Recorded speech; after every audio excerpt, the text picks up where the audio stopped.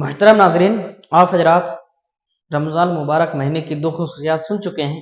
اب آئیے میں آپ کو تیسری خصوصیت کے بارے میں ذکر کر دوں۔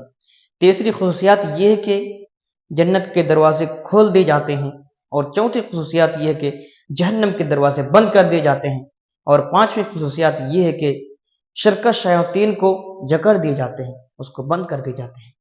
جی، یہ تینوں اموار بھی رمضان ہی کی خصوصیات میں شامل ہیں، جیسا کہ حضرت ابو ہریرہ سے روایت ہے کہ رسول اکرم صلی اللہ علیہ وسلم نے ارشاد فرمایا کہ جب رمضان مبارک کا مہینہ آتا ہے تو جنت کے دروازے کھول دیے جاتے ہیں، اور اس کا کوئی بھی دروازہ بند نہیں کیا جاتا، اور جہنم کے دروازے بند کر دیے جاتے ہیں، اس کا کوئی بھی دروازہ کھولا نہیں چھوڑا جاتا۔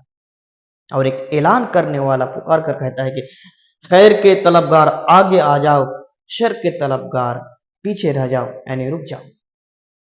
یہ ہمارے لیے باعث رحمت نہیں ہے تو اور کیا ہے کہ جنت کے دروازے کھول دیے جاتے ہیں اور جہنم کے دروازے بند کر دیے جاتے ہیں، اور شرکت شیاطین کو جکڑ دیے جاتے ہیں۔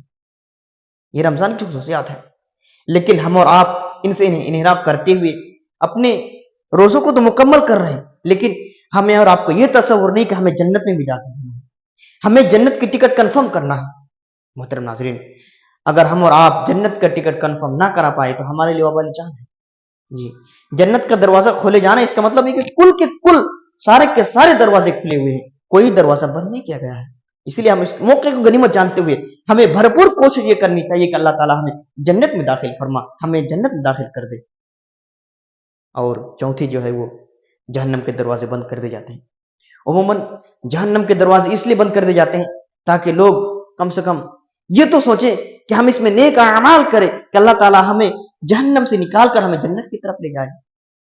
مومن بندوں کی تو یہ خصوصیات ہے، مومن بندوں کی تو یہی پہچان ہے کہ وہ اگر جنت کا دروازہ کھلا ہوا ہے تو کوشش یہ کرے کہ ہم اسی میں داخل ہیں، جنت کے دروازے میں سے ہی داخل ہو۔ جی، اسی لیے جنت کا دروازہ کھلا گیا اور جہنم کا دروازہ بند کر دیا گیا۔ اور پانچویں چیز شرکت شیاطین کو جکڑ دینا۔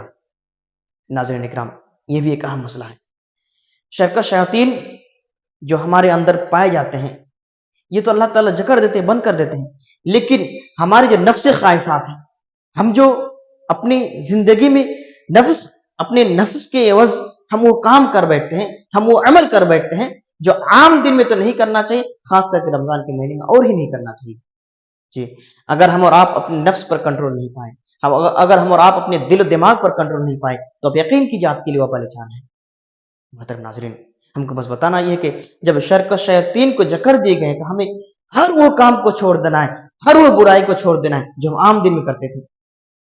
اور آپ کو صرف چھوڑ دینا نہیں بلکہ آپ کو پکا عہد کر لینا ہوگا کہ آئندہ سے میں یہ کام کروں گا ہی نہیں، آئندہ سے یہ کام میں کروں گا ہی نہیں۔ مثال کے طور پر سگریٹ پینا، شراب پینا، نمازیں چھوڑنا وغیرہ وغیرہ اور چیزیں، یہ آپ عہد کر لیں کہ میں ان سب کو آج سے چھوڑ رہا ہوں، اب ان سب کی طرف قطعی طور پر نہیں جاؤں گا، کبھی بھی نہیں جاؤں گا۔ اگر آپ یہ عہد کرتے تو یقیناً آپ یقین کیجئے اللہ تعالیٰ آپ کے لیے جنت کو کنفرم کر دیا ہے۔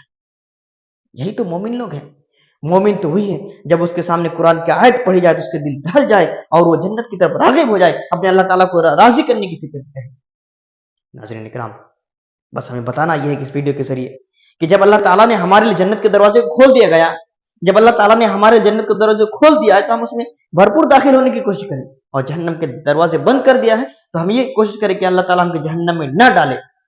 اور شرکت شیاطین کو جکڑ دیا ہے اس کا مطلب ہے کہ ہم ہر وہ کام نہ کریں جو شیطانی والا ہو، جو شیطانی حرکت کرنے والا ہو۔